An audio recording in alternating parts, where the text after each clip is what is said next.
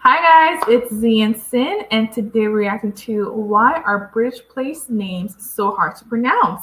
And we got this from Jay Foreman. His link will be in the description with the original video if you want to watch it without our reaction. But let's get into it. I'm excited because I'm gonna try pronouncing the words before they try to say if I can try. Why not? Let's see. I have nothing to say. Let's get into this video, guys. Don't forget to give the big thumbs up. Yes, and subscribe if you haven't. P.O. box in the description. Okay. British place names can be tricky to pronounce. Take this place. Looks simple. But what if we told you it was pronounced Grimmies? We'd be lying. It's Grimsby. But other places can be genuinely fiddly for foreigners. And tourists who get it wrong risk being imprisoned or killed. In today's programme, we're going to ask why British place names are so hard to pronounce. Did you just say wow? Did you believe that? He's exaggerating. I know he's exaggerating. I'm just like, okay, wow. I'm like, you just said wow. That's it. You really believe what? No. Let's continue. I'm like, guys, I really had to ask her. Is there an and coming? No, I'm done. Welcome to Map Men. We're the men, and here's the map. Map men, map men, map men, men. There are difficult to pronounce place names all over the world. California has Zizix, Slovenia has Tudge, Greenland has Kekertarsuit. Even Welsh natives struggle with this one. And tonight we can expect to see heavy showers spreading from the west into Wales.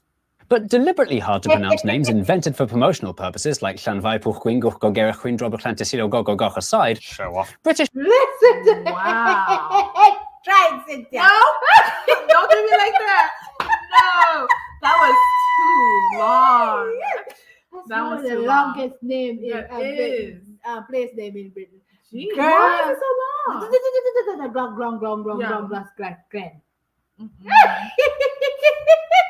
But he a show off because he did it good. British place names cause more trouble than most because they often look straightforward but contain nonsensical phonetic traps that are impossible to predict. Try this one. Go on, say it out loud in your room or on your train. Wrong, it's not frome. F-R-O-M-E, it should be blitheringly obvious, is pronounced froom. But if you did say frome, don't worry, you're in good company. Frome is officially the most mispronounced place name in Britain, and that's according to a proper survey. Excuse me, could you mispronounce froom for me? Portsmouth. That'll do.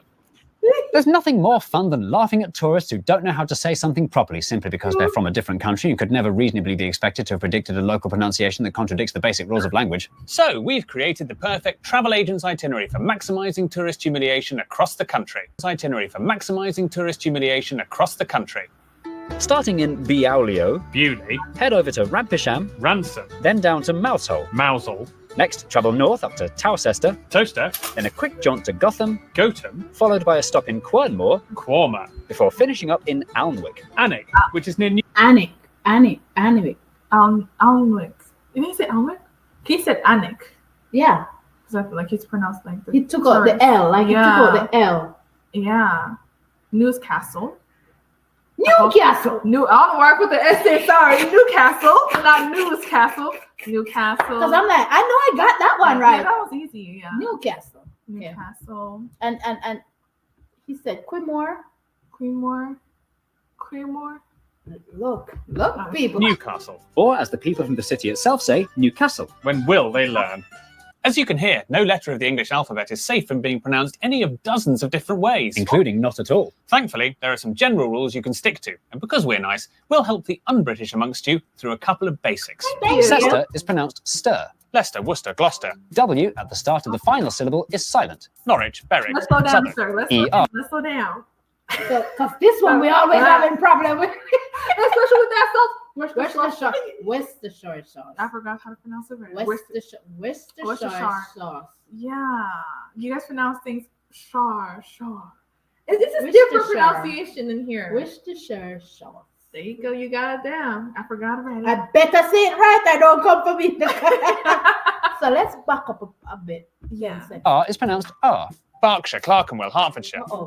But before you get too reassured, for every rule is pronounced, including not at all. Thankfully, there are some general rules you can stick to. And because we're nice, we'll help the un-British amongst you through a couple of basics. Cester is pronounced stir. Cester. Yeah. Leicester. Worcester. Gloucester? Worcester. It's not cess. It's Stir. Yeah. Worcester. Worcester. Gloucester. Okay. Leicester. Look at you, full No, it better be right because he gave me that instruction. Yeah. It better be right based on how he said I'm supposed to say it. So it's stir. Stir. See? Yeah. It's not sister. It's pronounced stir. Stir. All right. I can just put an S in there. Sorry. I was like, yes, right now. I'm doing violence. I'm choosing violence. I'm sorry. Okay, so let's listen. Let's continue. Leicester, Worcester, Gloucester. W at the start of the... The Leicester's Gloucester. You see that? Mm-hmm. The C is not in it. No, it's not. So the W starts the final syllable is silent. The final syllable is silent. Norwich, Berwick, Southwark. Wow, that was fast. Leicester, Worcester, Gloucester. W at the start of the final syllable is silent. Norwich. Norwich. Southwark. Berwick, Southwark. Oh, ER is it's fast. We're gonna send you guys. I'm done. pronounced R. ER is R. Berkshire.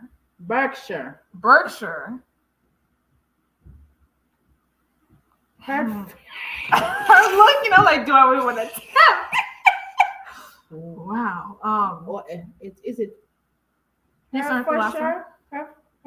The last one. Hartford. Okay, so there go. Last one. Okay. Try the last one. Hertfordshire. Hertfordshire. So what were you saying about the golden? Oh, because like when Rose from the Golden Girls, when she's from St. Olaf, and when she speaks her. Sorry guys, they're fixing something downstairs. Dang, he's going in. So when she's speaking from her native tongue, it's like shirka shmaka shmirka smirka lifrashun. Like they're Norwegian. It is so funny to hear. Like it's no offense, like the culture, but it's just like so nice to hear. And it makes you laugh because the way she's like pronounce it. And that's what it reminded me of that. That's what it reminded me of. Oh, okay. Yeah. Oh, guys. Let's continue. Oh, sorry. No, it's okay. So, guys, I know you hear the banging. They're downstairs putting a new heater downstairs. So, they're changing my HVAC system. So, that's why you hear the noise. And we're sorry about that. We didn't expect it to be that loud. But we're in the living room, and they're underneath us in the garage. So, yeah.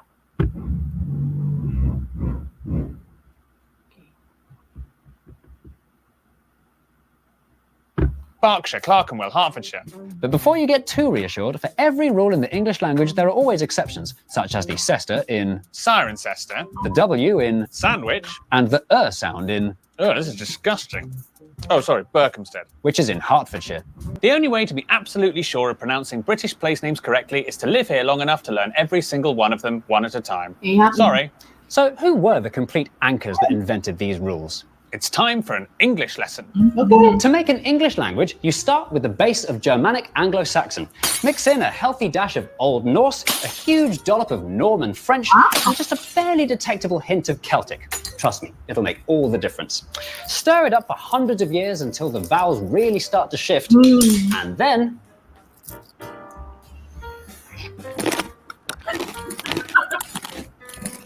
English.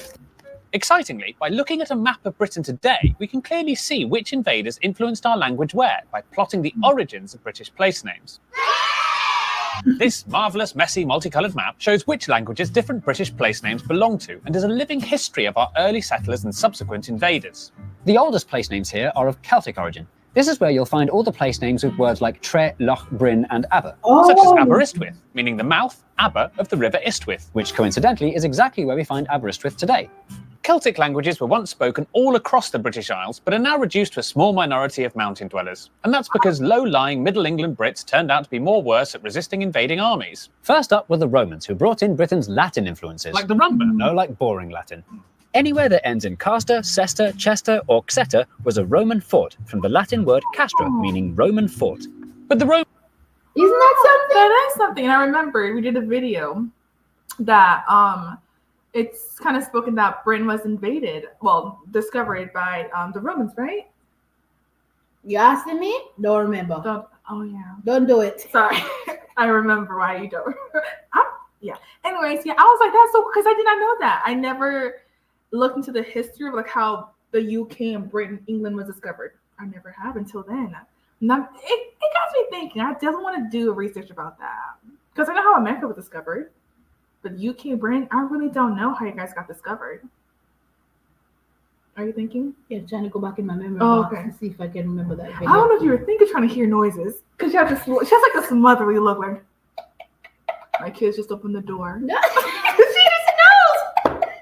No, I'm trying to go in my memory box because I did so many videos.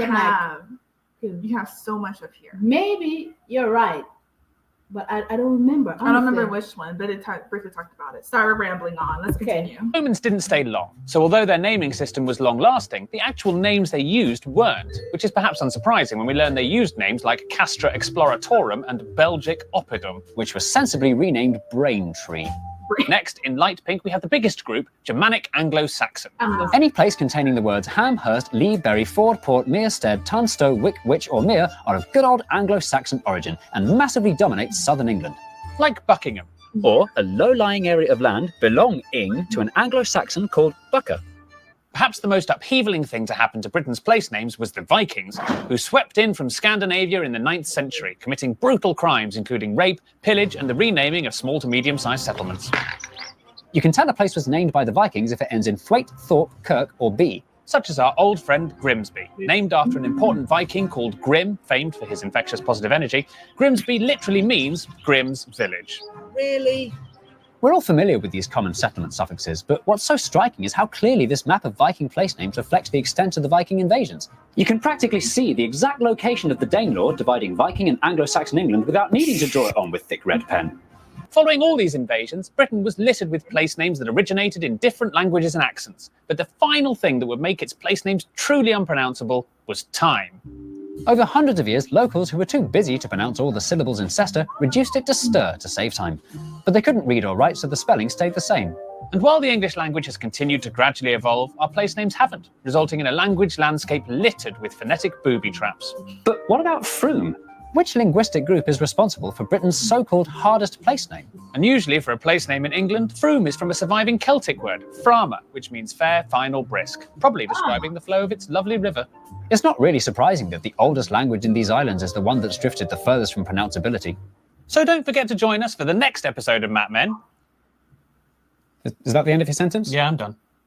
So there you have it, guys. Wow. So you realize majority of them on the Anglo-Saxon Yeah, side. yes. Because when you look at all the dots of where different places from the Vikings to the Anglo-Saxons The to Romans, it's a lot. It is a lot. And then names, oh God.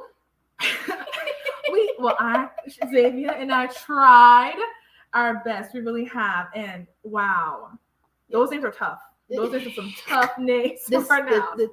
The Shur? Yeah, the Shur. It's not a Shur, it's a Tur. Huh? So it's the S. You drop That's the my S. sister? Yeah. Okay, yeah. Look. It went out my Even head, the guys. W? Look. Because I'm pronounce it how we're taught here. Yeah, pronounce the I'm like Frome. Froome. Yeah, it's Frome. They're like Frome. I want to go to You Frome. hear me like Froome. Yeah, and I'm confident with it, but it is not. That gave me a whipping. But now we know why. Yeah. And that the longest name that's a long one. I think it contains 20 something letters. Really? Yeah, it looked long. Yeah. Really long. That's the fact that he even pronounced it. You gotta give hats to him Because I can't do that. I can't. I'm like, where do I begin? Where do I begin? That's a big one. It's long. Let us know in the comment section what you'd like us to check out next, guys. We got you. Love you guys. Be good, be kind, be safe out there. Love each other, and be kind. Yeah. We'll see you guys in another video. Bye.